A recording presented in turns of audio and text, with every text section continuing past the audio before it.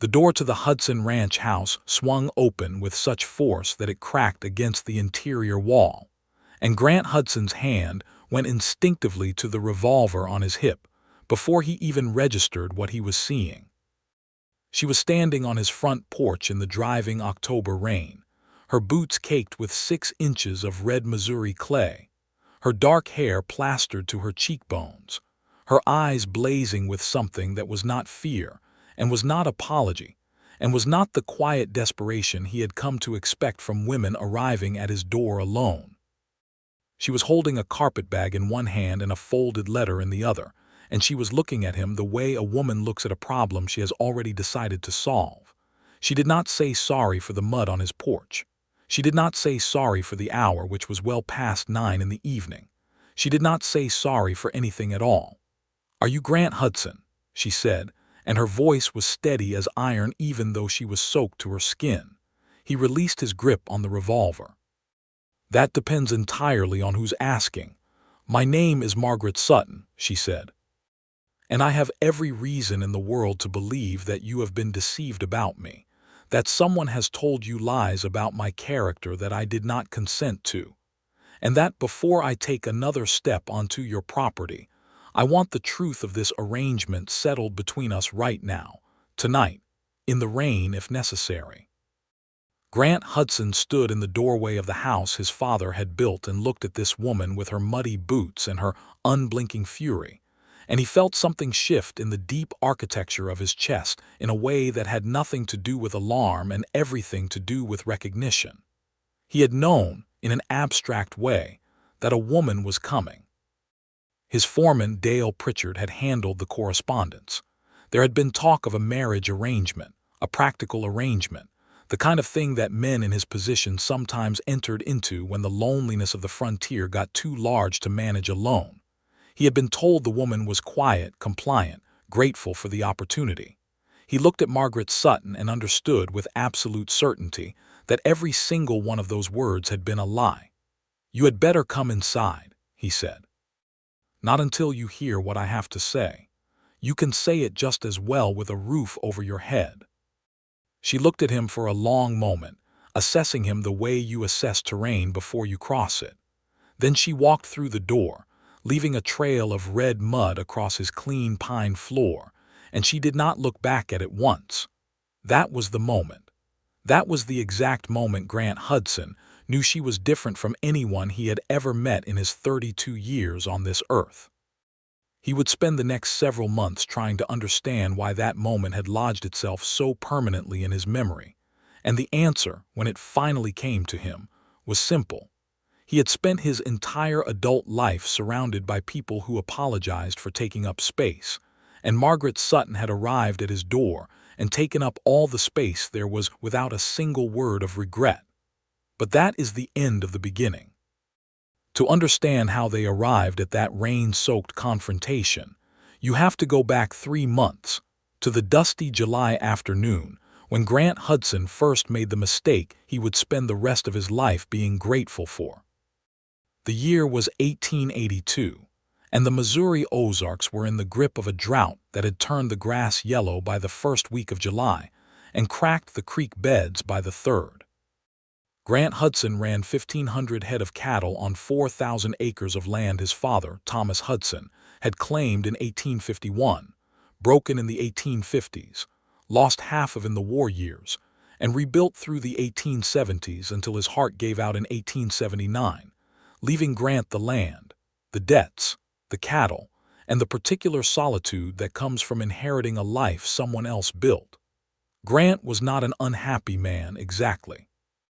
He had his work, which was consuming and physical, and demanded everything he had from the first light of dawn until the sky went dark. He had his foreman, Dale Pritchard, a lean and weathered man of 45 who had been with the Hudson operation since before the war, and who understood cattle the way priests understand Scripture. He had his cook, Mrs. Alma Beecham, a widow from Arkansas who made cornbread that could make a grown man weep, and who managed his household with the efficiency of a military commander. What he did not have was any particular reason to come home to the house itself once the work was done, and the house, which was large by frontier standards, felt like a barn in which no animals lived. It was Dale Pritchard who first mentioned the arrangement, casually, the way you mention something you have been thinking about for a long time and have finally decided to say out loud. "You ought to think about getting yourself a wife," Dale said. They were riding the north fence line, checking the wire that the summer storms had been pulling loose from the posts. Not because of anything romantic, purely practical. You need someone to manage the house proper, someone to keep the books the way your mother used to, someone who knows what this place is supposed to feel like. Grant did not answer immediately. He pulled a loose staple from a fence post and drove it back in with the butt of his pliers. "I wouldn't know where to begin with that," he said finally. "There are services," Dale said. "Legitimate ones run through newspapers back east. Women who want to come west, who understand what kind of life it is out here and want it anyway. Not every woman wants to stay in Cincinnati and marry a dry goods clerk." Grant pulled his hat down against the sun. "You make it sound like buying a horse." "It's not as romantic as a horse," Dale said, "but it's more practical." Grant let the subject drop, but it stayed with him through the dry weeks of July, circling back when the house was too quiet and the evenings too long, and the sense of something missing became too specific to ignore. It was not loneliness in the sentimental sense. It was the feeling of an account that did not balance, of a structure built for more than one person being operated by one. In early August, without telling Grant, Dale Pritchard wrote a letter to an agency in St. Louis called the Western Matrimonial Correspondence Bureau. He described Grant Hudson in terms that were accurate in their facts and somewhat embellished in their warmth. He described the land, the cattle operation, the house. He sent the letter off with a $2 postal note and considered the matter handled. What Dale did not anticipate, because Dale Pritchard was a man of tremendous practical competence and almost no psychological imagination, was that the person who received his letter at the bureau and began composing a response was not the sort of woman who fit neatly into the category of arrangement. Margaret Sutton was 27 years old in the summer of 1882, which made her older than most of the women who wrote to the Western Matrimonial Correspondence Bureau, and the matron who ran the bureau, a Mrs. Dorothea Clive, had noted this with the particular concern of a woman who associates age in unmarried females with difficulty. Margaret had been a schoolteacher in St. Louis for 4 years, following 2 years of study at a normal school in Illinois. She was educated, self-supporting, and in possession of opinions she did not soften for anyone's comfort. She had registered with the bureau not out of desperation, but out of calculation. She had looked at her life in St. Louis with the clear eyes she brought to every subject and determined that it did not contain enough of the things she actually wanted: space, independence, work that had consequence beyond the schoolroom, and the particular freedom that she had read about and believed was possible in the territories and frontier states.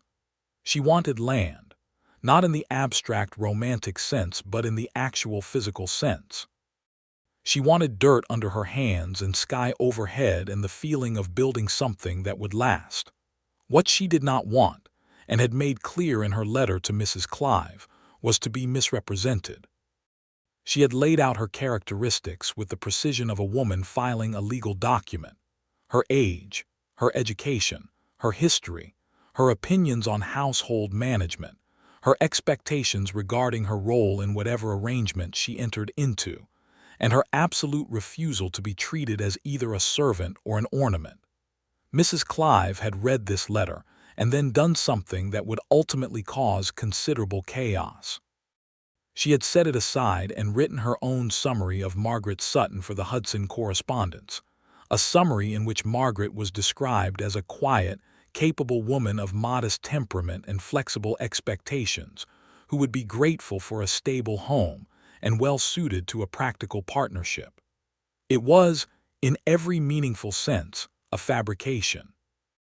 Dale Pritchard received this summary in early September, read it, found it satisfactory, and showed it to Grant with the air of a man who has solved a problem efficiently. Grant read it twice. He was standing in the barn at the time, and the late afternoon light was coming through the gaps in the boards and making gold lines across the hay-covered floor. He felt reading it, the particular discomfort of a man who is being moved along a track he did not fully choose, but the practical truth was that he was 32 years old and running a cattle operation that was about to expand into the winter months, and the house was quiet in the way that big empty things are quiet, which is not peaceful but hollow. "When is she coming?" he said.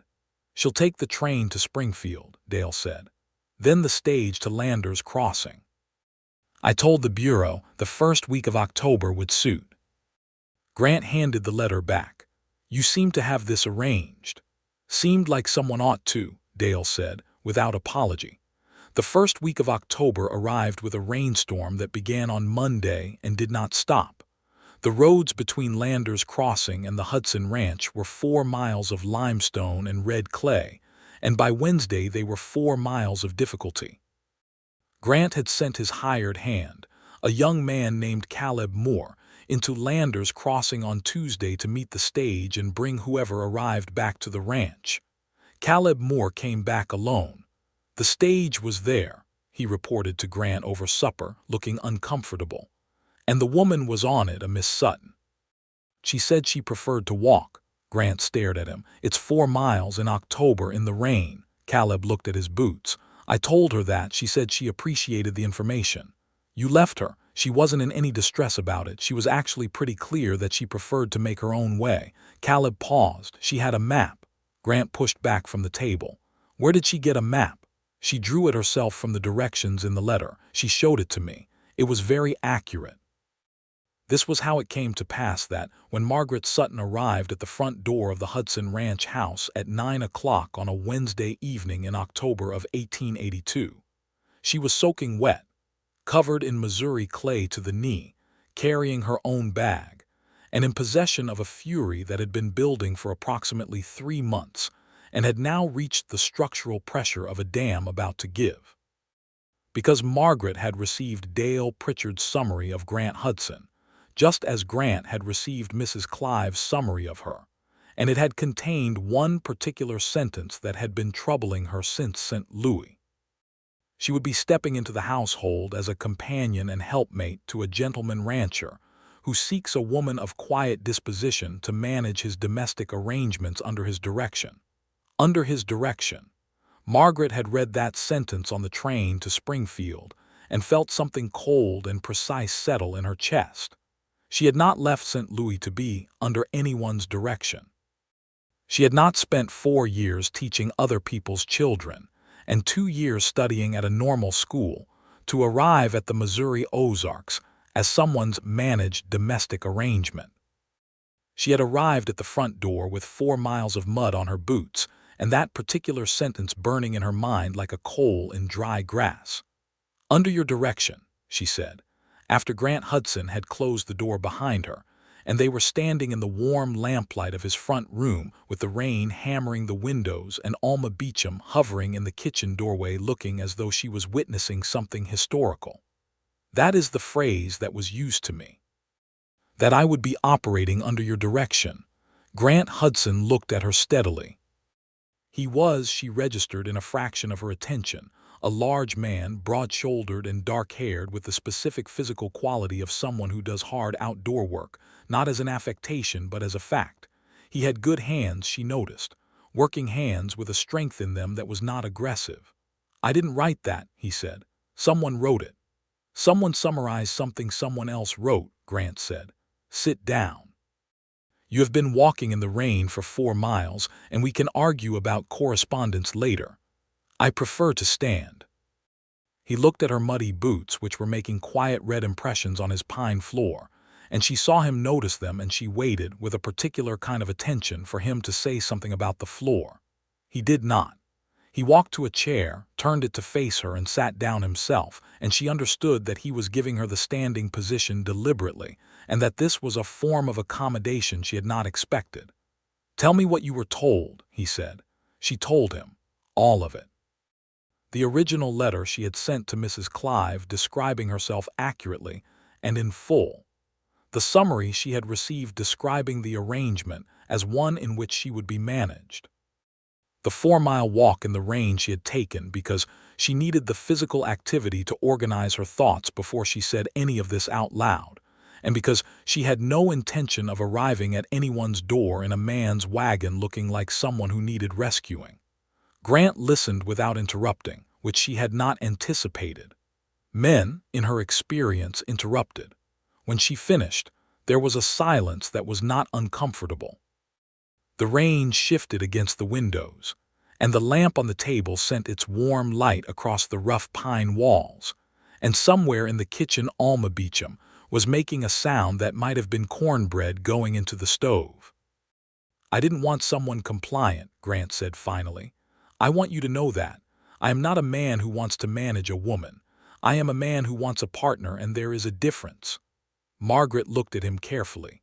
She was trained in the particular skill of knowing when someone was telling her what she wanted to hear, and she applied it now with full force.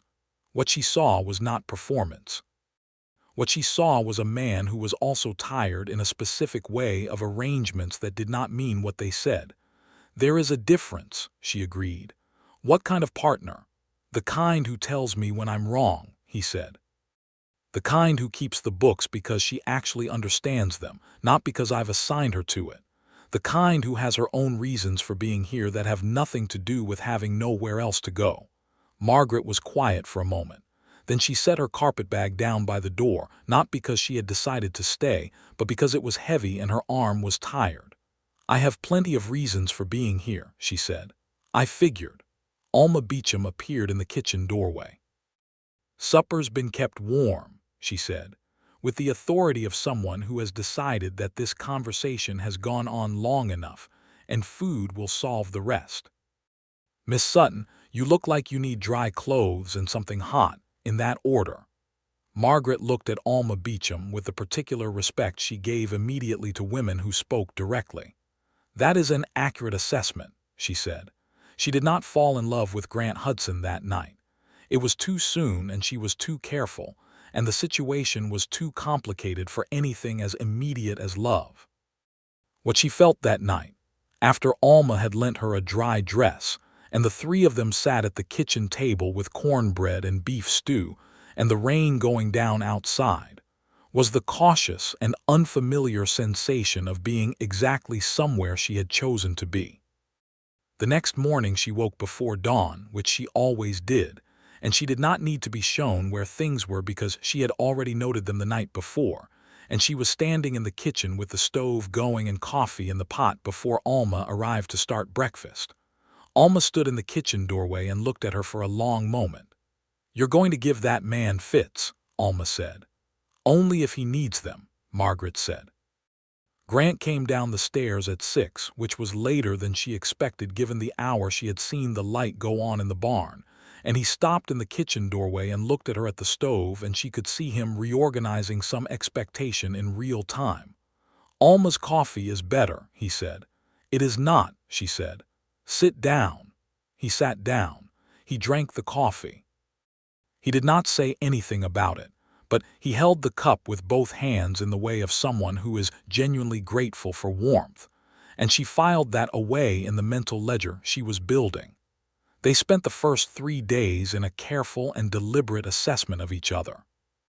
Margaret walked the property with the same focus she had brought to 4 miles of rain-soaked road, noting the land, the cattle, the state of the fences, the quality of the pasture, the layout of the outbuildings, and the particular pressure points of the operation that needed attention. She asked Dale Pritchard questions about the accounts and received, she thought, answers that were slightly abbreviated. She asked Grant questions about his plans for the winter herd and received answers that were complete and direct and technically impressive. She liked the way he talked about the cattle. He was not sentimental about them in the way that some men were sentimental about animals as a substitute for feeling things about people. He was precise about them. He knew their numbers and their conditions and their histories, and he talked about the land the way you talk about something you are responsible for rather than something you own. On the fourth day, she asked to see the books. Dale Pritchard brought them to her in the front room with the air of a man who is handing over something he would rather keep, and she sat down at the table and opened the ledger and spent 2 hours with it, and then walked out to the barn where Grant was working on a saddle and said, "You have a problem." Grant looked up from the saddle. "There is a consistent discrepancy in the feed accounts," she said. "Going back at least 8 months.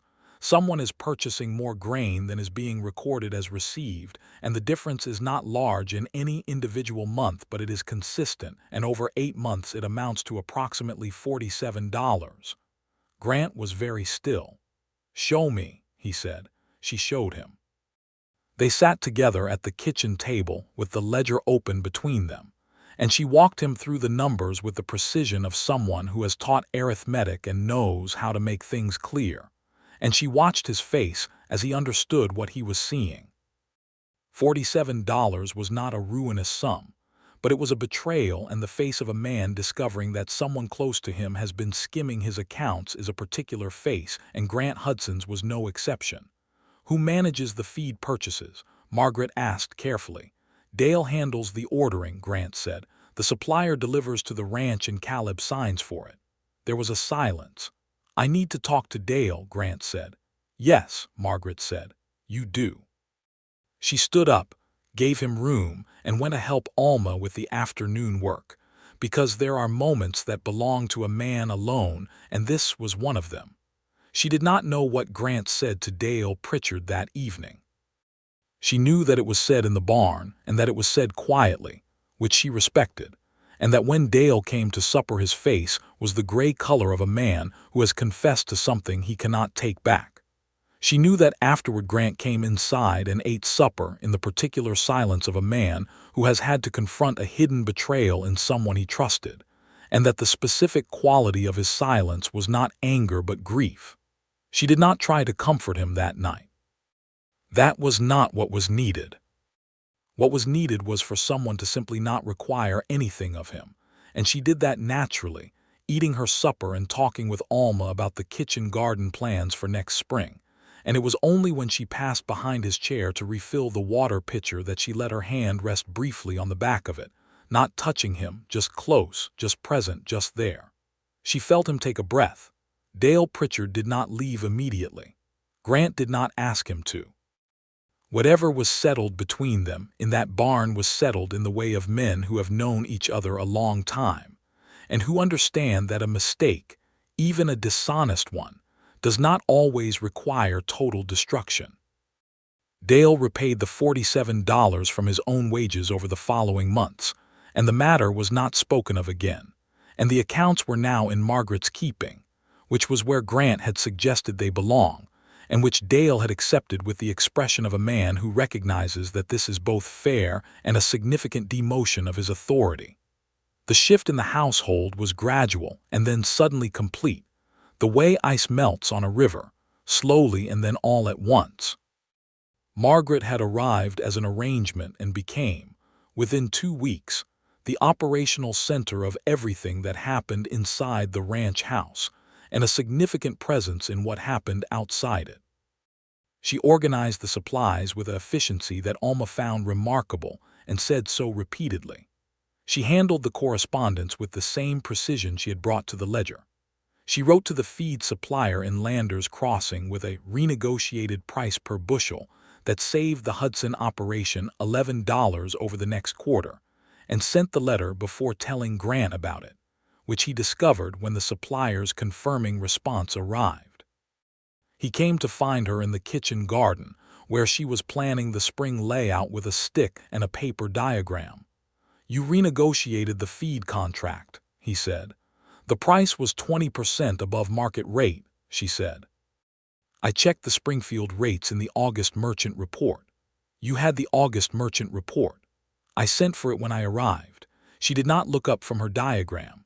"I also found us a better timber supplier for the barn repairs, and there is a man in Landers Crossing selling a bull of very good line for $30 less than what you paid for the last one. I left the information on the desk." Grant was quiet for a moment. The October afternoon was clear and cool, the kind of day that makes Missouri beautiful after the summer's burning, and the light was long and golden across the kitchen garden's dark soil. "Margaret," he said. She looked up. "Thank you," he said. It was the way he said it, not with condescension, not with the particular surprise of a man who did not expect competence from a woman, not even with simple gratitude, which would have been enough. He said it the way you say thank you when something has genuinely changed for the better, and you know it, and you want to make sure the person who changed it knows you know. She felt something warm move through her chest that she was not yet prepared to name. "The diagram needs your opinion on the north row," she said. "I am not sure whether winter squash or beans make more sense for the soil composition near the fence, and you know this land better than I do." He crouched down beside her diagram and she showed him, and they spent 45 minutes in the kitchen garden talking about soil and planting and the particular qualities of the north-facing fence line. And it was the first time Margaret had sat with someone and talked about something she was interested in without feeling that she was taking more time than she was entitled to. She registered this. She was a careful woman about her own interior states, methodical about understanding herself the way she was methodical about ledgers and land. And she registered that Grant Hudson talked with her the way you talk with someone whose thoughts are worth following wherever they go. The formal arrangement was still technically that. They were not married. They had arrived at a working relationship and a domestic arrangement that functioned well for both of them, and the question of what else it was or might become had not been addressed directly. There was no pressure from Grant in this regard, which she had been prepared for and which had not materialized, and its absence was itself a form of information about him.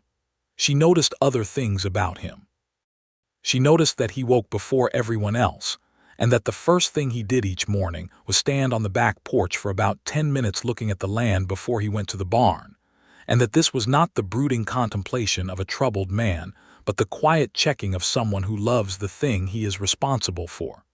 She noticed that he was patient with Caleb Moore, who was young and made mistakes, in a way that was neither soft nor punishing but simply instructive. She noticed that he read in the evenings, usually history or agricultural reports, and that he read quickly and with total absorption. She noticed that when he laughed it was genuine, a real laugh that came from somewhere deep and surprised him as much as it surprised anyone else, and that it happened more frequently as October progressed. She noticed, too, that he was watching her, not in the way of a man assessing property, but in the way of a man who is trying to understand something he has not encountered before. She would look up from the accounts and find his eyes on her from across the room. She would be in conversation with Alma and feel his attention before she saw him. She did not find this uncomfortable. She found it, if she was being precise with herself, the opposite of uncomfortable. The crisis, when it came, arrived in the form of a man named Harlan Kress. Harlan Kress was a rancher whose land bordered the Hudson operation on the eastern edge, and he had been, by Dale Pritchard's account and by the evidence of the correspondence files, a persistent source of difficulty for the Hudson operation for the past 3 years. There had been disputes over water rights on the creek that ran along the shared boundary.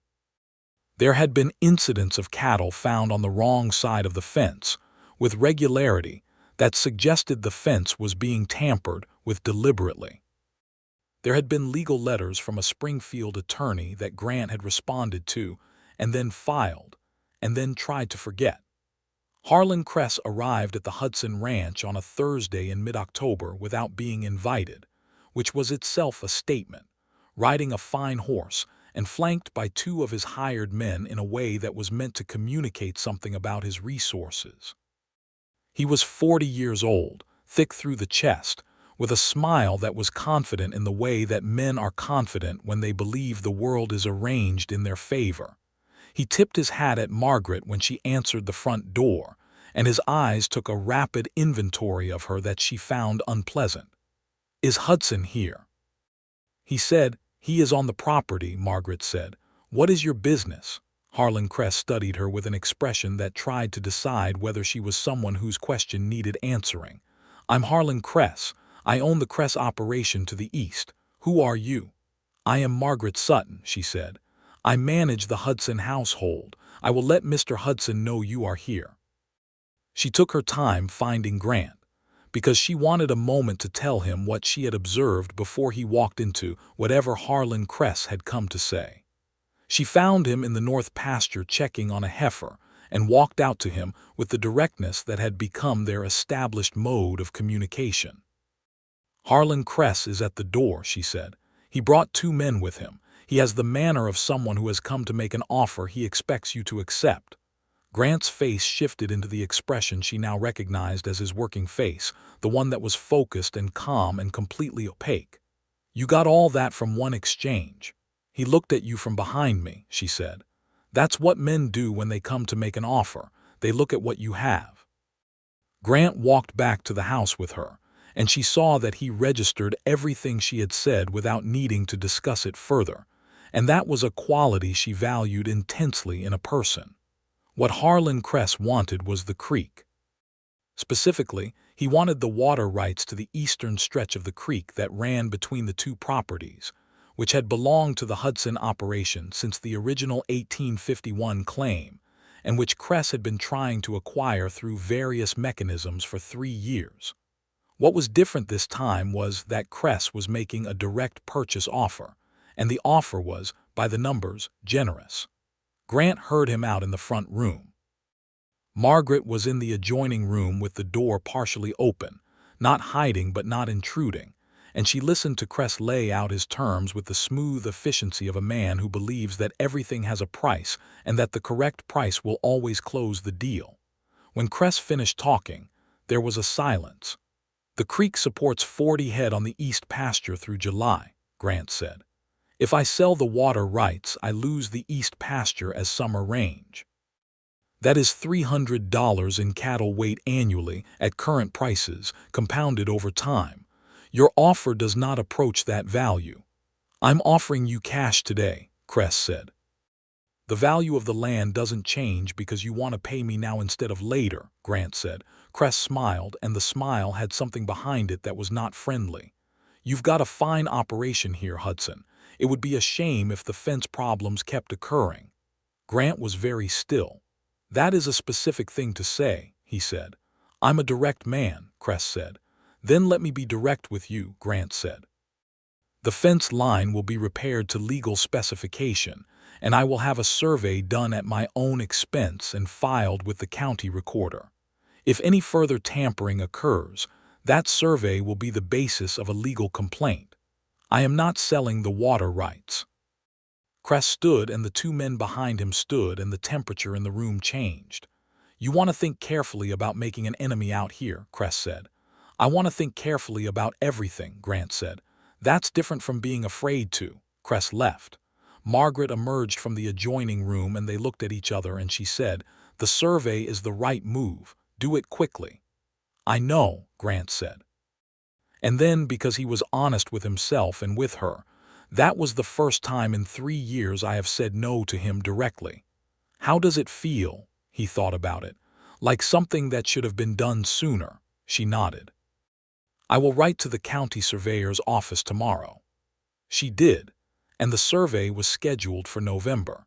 And in the meantime she found in the filing cabinet a document that neither Grant nor Dale had thought to look for, which was the original 1851 land grant specifying the creek boundary in terms that were, in Margaret's reading of the language, unambiguous.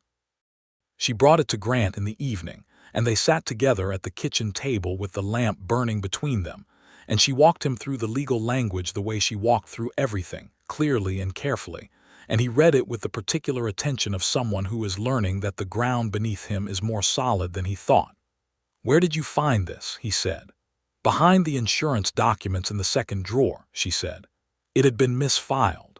He looked at her for a long moment.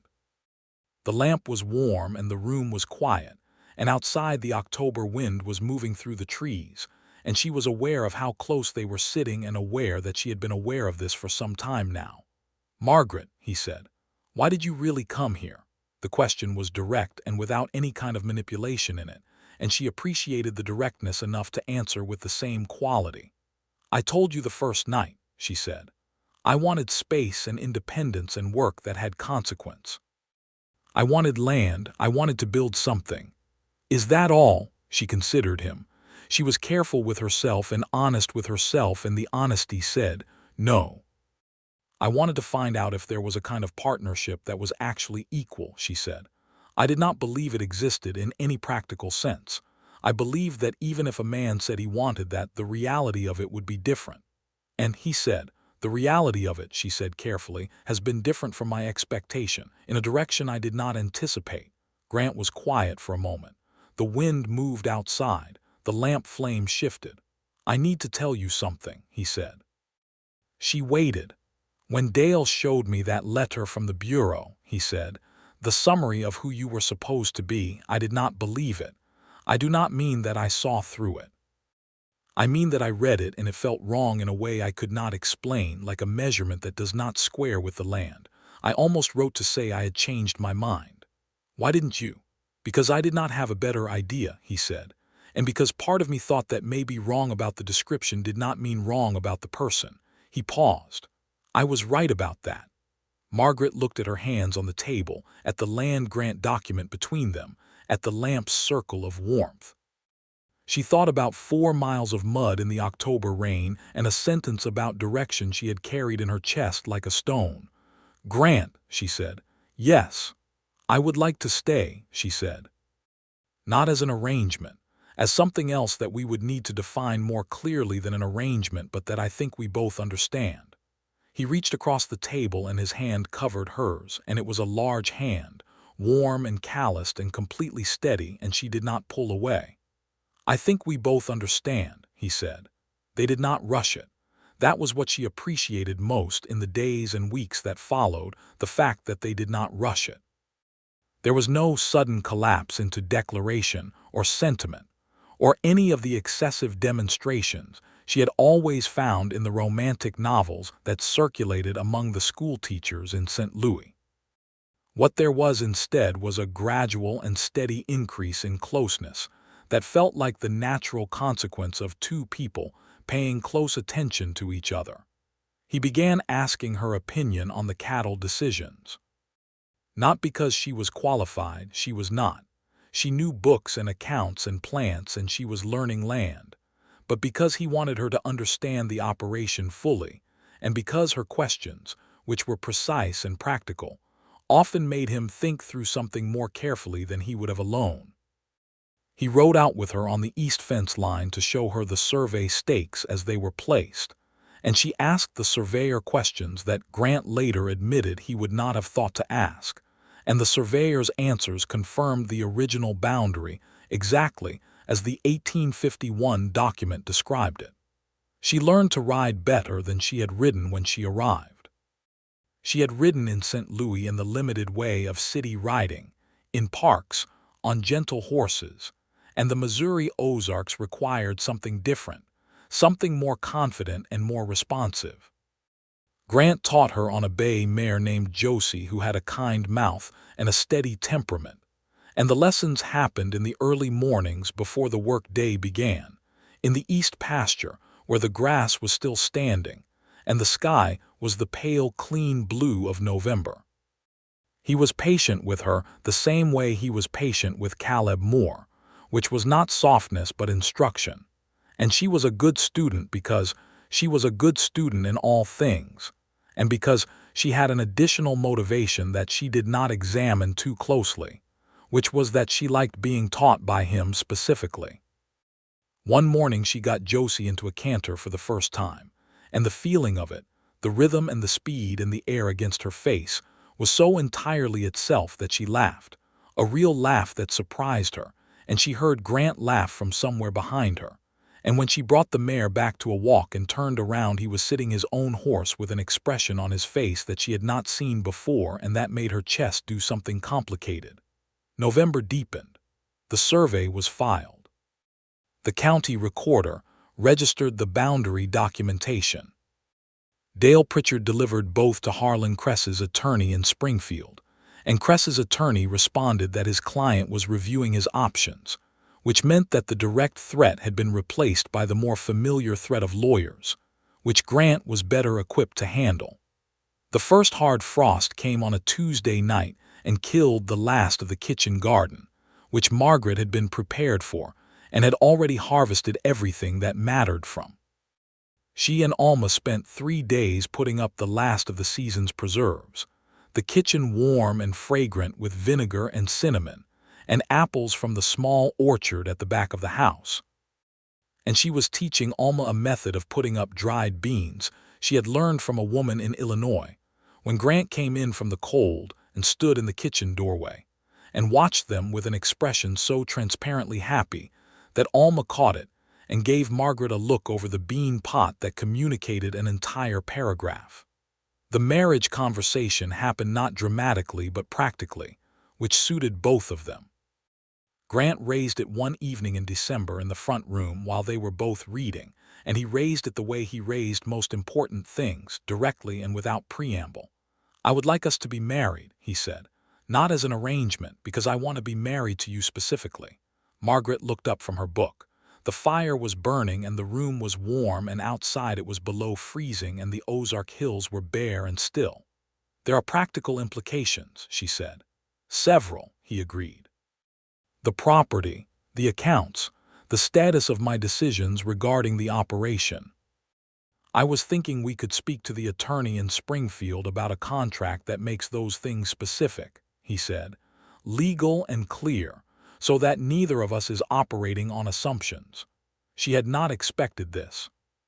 She had not expected him to have already thought about the legal structure of her standing, to have already identified that the thing she would most need specified was her independence within the marriage, and the fact that he had thought of it before she had to ask for it did something to her that was significant.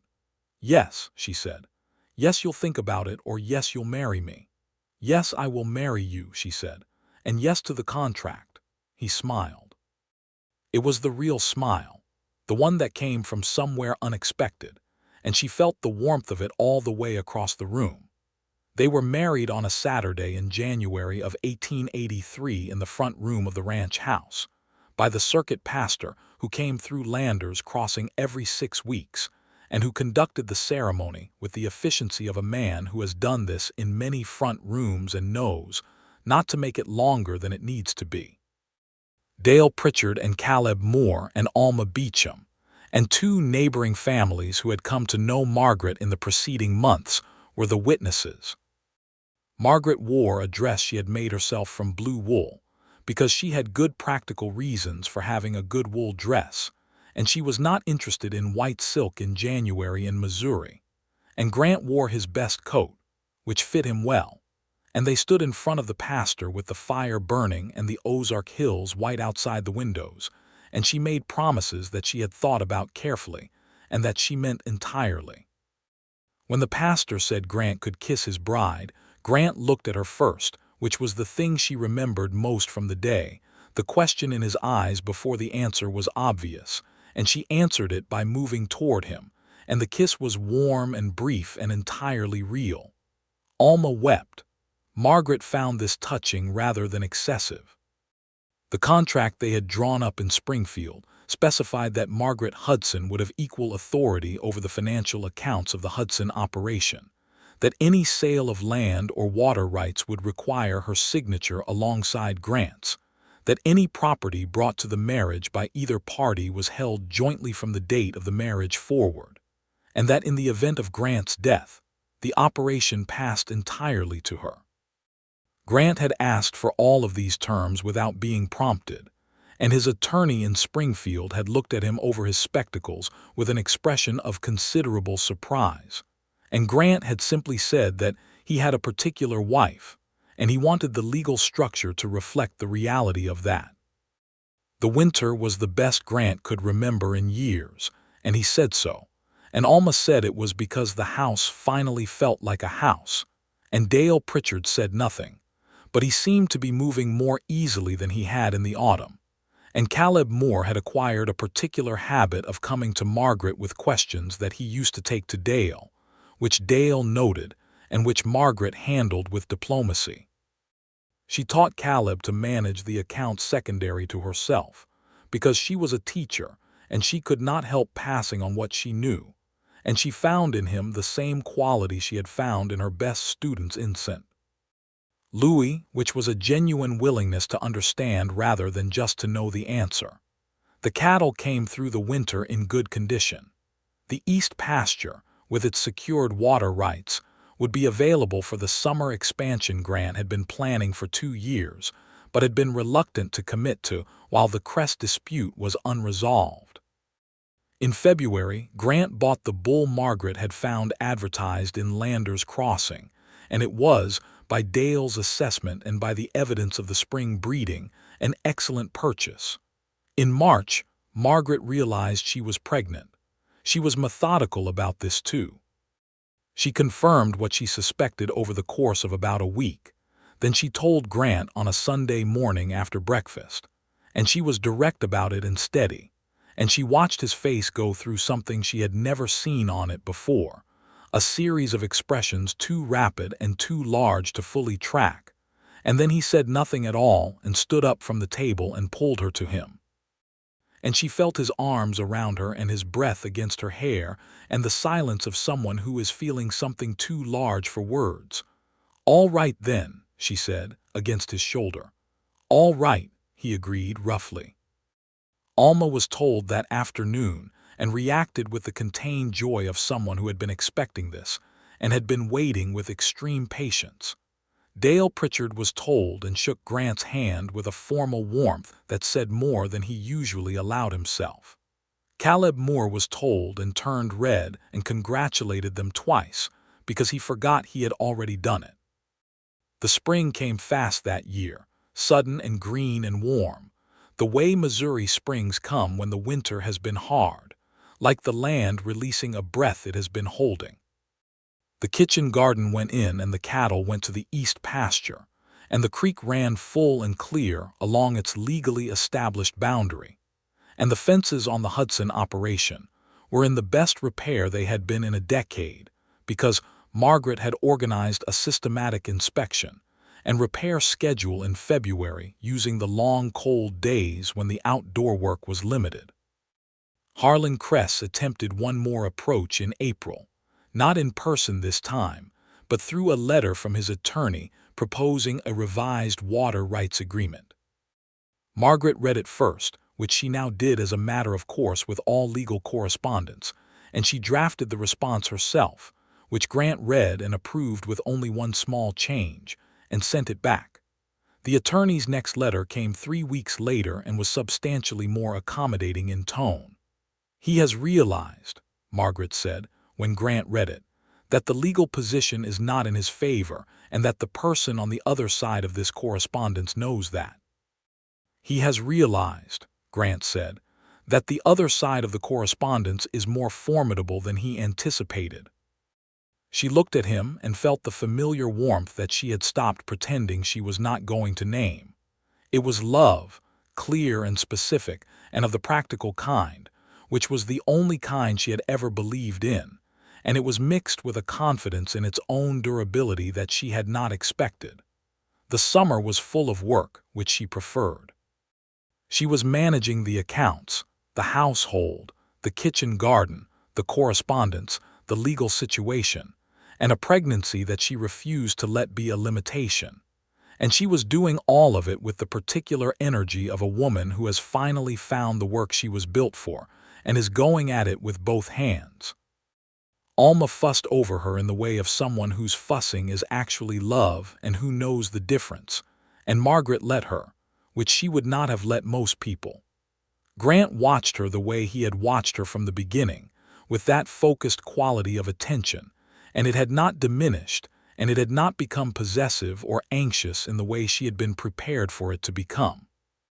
It had deepened, instead, into something that was both more comfortable and more significant, the way water gets deeper as you go further into it without changing its quality. She told him one evening in June, sitting on the back porch after supper with the Ozark Hills green and full in the late light, that she had found the partnership she had come looking for. "I did not actually believe I would," she said. "I want you to know that. I came looking for it because I believed it was the only thing worth looking for, not because I believed I would find it." He was quiet for a moment. The hills were going from green to gold in the late sun. "What changed your mind?" he said. "You didn't tell me to wipe my boots," she said. He looked at her. "The first night," she said. "I came in with 4 miles of mud on my boots and I put it on your floor and you saw it and you didn't say a word about it. You gave me the standing position so I could say what I needed to say and you listened, and you didn't say a single word about the mud." Grant was quiet for another moment. "I noticed the mud. I know you noticed it. I thought if I said something about the mud I would lose you entirely." She looked at him and felt something in her chest that was made of all the months since October, all the mornings and evenings and arguments and calculations and rides across the pasture and hours at the kitchen table, and the slow certain knowledge that this was the right life, the life she had been trying to build her way toward without knowing exactly what it looked like. "You would have," she said. He laughed and she laughed, and the Ozark Hills went gold and then purple and then dark, and they stayed on the porch until the stars were out. The baby came in November, a full year almost to the week after Margaret had arrived at the front door in the rain. He was born in the ranch house, which was how it was done, attended by Alma and a midwife from Landers Crossing named Mrs. Hargrove, who had delivered half the county and had opinions on everything. And Grant was downstairs for the duration in the way of men of that era who were not permitted in the room, and who suffered through the wait with visible and unconcealed terror. The baby was healthy, a boy with Grant's dark hair and Margaret's exact set of the eyes, and when Grant was finally allowed into the room and they put the baby in his arms, his face did the thing again, the series of expressions too large and too rapid to track, and Margaret, who was tired and triumphant and not prepared to feel moved, felt moved anyway. They named him Thomas, for Grant's father, which was Margaret's suggestion, and Thomas Hudson grew into the same dark hair and the same direct quality of attention that ran in both his parents and which would serve him well. Life on the Hudson operation in the years that followed had the quality of something that has found its true form and is running as it was meant to run. The cattle operation expanded, gradually and carefully, the east pasture adding to the capacity in exactly the way Grant had planned and Margaret had made legally secure. The accounts, in Margaret's keeping, were precise and profitable, and filed with the county recorder every year in a manner that her practical pride required. Caleb Moore became, under her instruction and with his own considerable effort, the kind of ranch hand who could run an operation's financial side independently, which was useful. Dale Pritchard stayed. The arrangement after the account incident was never comfortable in the old way, but it settled into something workable and, eventually, something with its own form of dignity. Dale knew that he had done wrong and that he had been given more grace than he had earned, and he worked as though he was repaying a debt, which in many ways he was, and by 1884 the debt felt paid and they moved forward from there. Harlan Kress, whose legal situation regarding the creek had become untenable after the county recorder confirmed the Hudson boundary documentation, eventually sold his eastern operation and moved to Kansas City. The information reached the Hudson Ranch via the Landers Crossing post, and Margaret set the letter down and said only good, and Grant agreed with her, and they did not discuss Harlan Kress again. The second child arrived in 1885, a girl they named Clara, and Clara had Margaret's dark hair and Grant's laugh, which was the real laugh, the one that came from somewhere deep and surprised everyone including the person doing it, and Clara's laugh from the time she was a year old would stop everyone in the house and make them smile. The house itself changed over the years. Margaret's kitchen garden expanded to include an orchard section that she planted with the long-term patience of someone who knows the fruit will not come for years and plants it anyway. The front room acquired books, because both of them read, and the shelves Grant built along the east wall were full by the end of the second year, and he built more. The household felt, As Alma had predicted that first morning, like a household, the kind with warmth in it that is not manufactured, but is the natural result of people who genuinely like where they are and who they are with. Thomas learned to ride at 5, on Josie the bay mare who had taught his mother. And when he cantered for the first time in the east pasture, both his parents were watching from the fence, and Margaret felt the same thing she had felt the first time she herself had cantered, the joy of speed and rhythm, but doubled and changed by the fact that it was her son experiencing it, and that her husband was beside her at the fence watching with that particular quality of happiness that was very specifically his. In 1887, Margaret was asked by the school board in Landers Crossing to teach at the new school that had been established for the growing population of the area. It was 2 days a week. She considered it carefully and spoke to Grant about it. "Do you want to?" he said.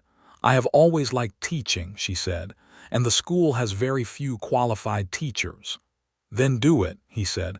"We will manage the schedule." She taught at the Landers Crossing School on Tuesdays and Fridays for 3 years, and in those 3 years she taught arithmetic and reading and practical geography to 64 children in various combinations, and she was, by every account, the most effective teacher the school had, which she knew and did not mention. She noticed, in those years of teaching at Landers Crossing, something that she began to address in small ways. There were women in the town and on the surrounding farms whose situations were variations on what hers might have been if Grant Hudson had been a different kind of man. Women who had come west as arrangements and found themselves in arrangements that were managed and constrained and airless. She was not naive about the injustice of it, the way that the frontier's possibilities opened easily for men and narrowed by convention for women. She was not in a position to change the law or the society, but she was in a position to teach arithmetic to the daughters of those families with the same seriousness she brought to the sons, and to make it clear to every girl in her classroom that understanding numbers and land and legal language was not an optional subject. She wrote letters. She corresponded with women's educational societies in St. Louis and Springfield. She sent money from the accounts that she managed and that she and Grant had agreed were jointly held to a normal school in Kansas City that was beginning to admit women students on the same terms as men. None of this was grand in scale. All of it was specific and practical and in her direct line of sight, which was how Margaret Hudson operated. The third child came in 1888, another boy, whom they named Daniel. Daniel was from the beginning a different kind of child from Thomas, quieter and more observational, with an interior quality that Margaret recognized because she had it herself, and she watched Daniel grow with the particular attention of someone who is watching a familiar pattern. By the time Thomas was 9 and Clara was 4 and Daniel was a year old, the Hudson operation had grown to 6,000 acres and 2,000 head of cattle, and was considered one of the solid ranching operations in the Ozark region. Grant was known in Landers Crossing and in Springfield as a man of his word, whose handshake meant what handshakes were supposed to mean, and Margaret was known as the person who kept the accounts and wrote the letters, and had turned the practical management of a struggling cattle operation into something sound. What she was also known as, though less formally, was the woman who had arrived at Grant Hudson's door in October of 1882 with mud on her boots and no apology for it, and had proceeded to change everything. Alma Beecham told this story to anyone who would listen, with embellishments that Margaret found excessive and Grant found accurate, and it became one of those local stories that accumulate in small communities and serve as a kind of collective instruction about what is possible. On a Sunday morning in the fall of 1889, exactly 7 years after Margaret had walked 4 miles in the rain and stood on Grant's porch with her muddy boots and her fury and her letter, they sat together on the back porch in the October light.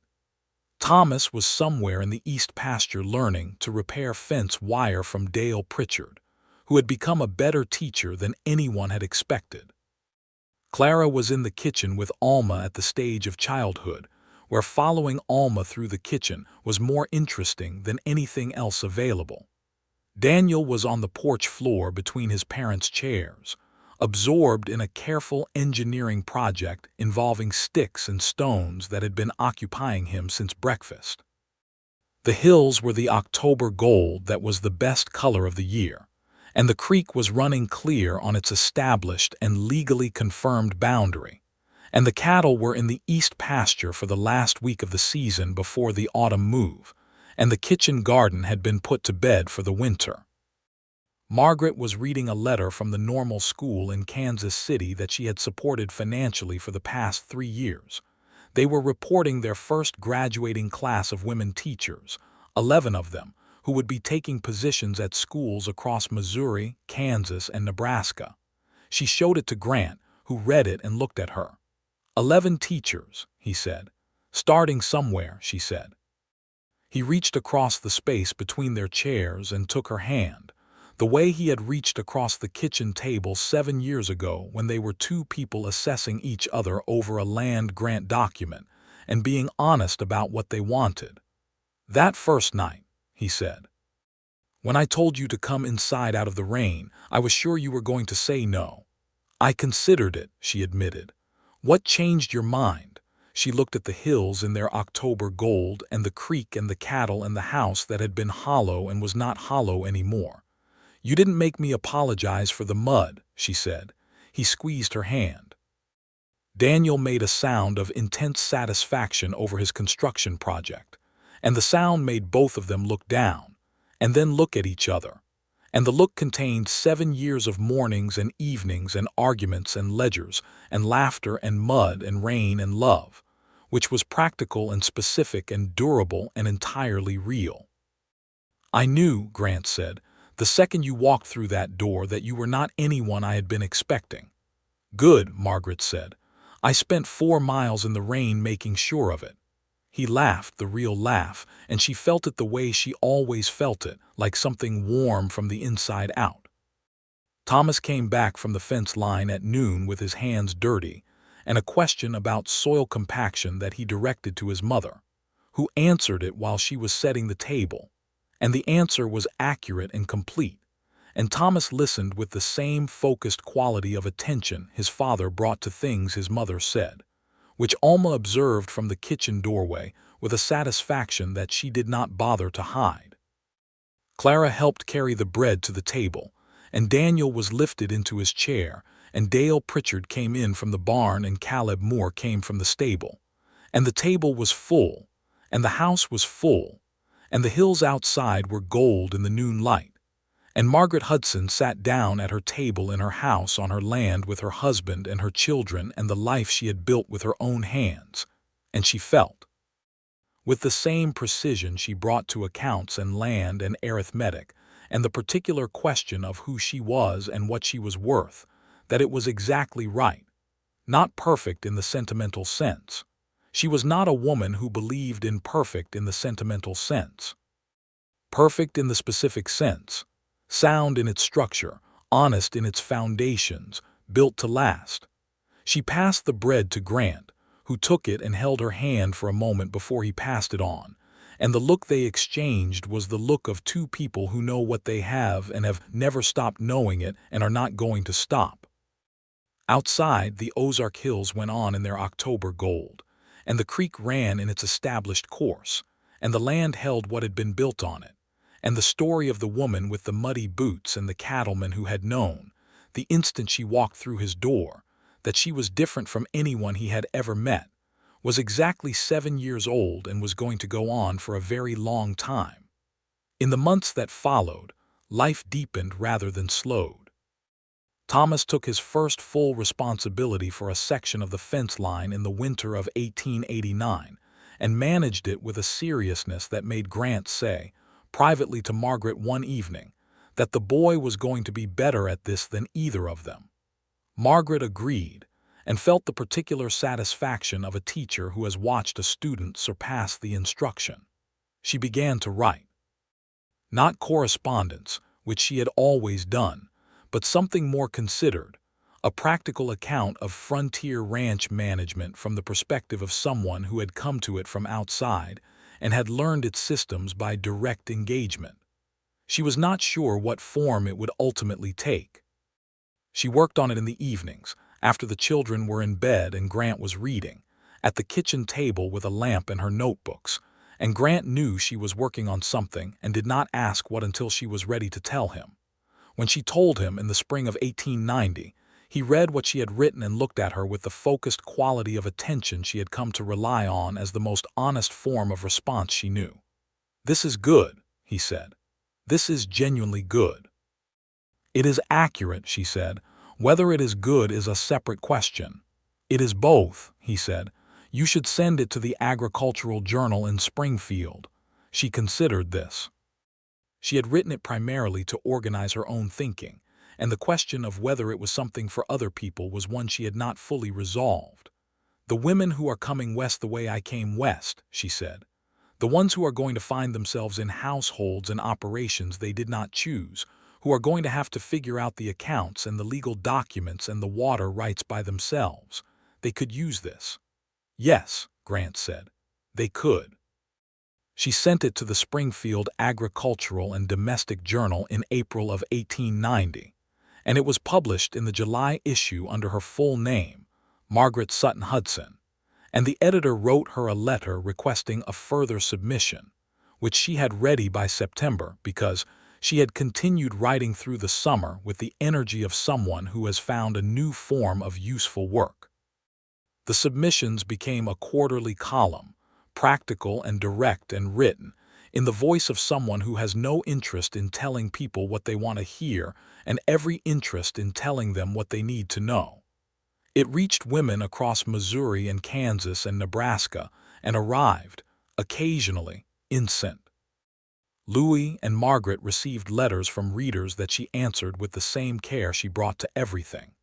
In the fall of 1890, she received a letter from a young woman in St. Louis named Eleanor Marsh, who was 23 years old and was considering a correspondence arrangement with a ranching family in Kansas, and who had specific questions about how to assess whether the arrangement was honest and what legal protections she should establish before arriving.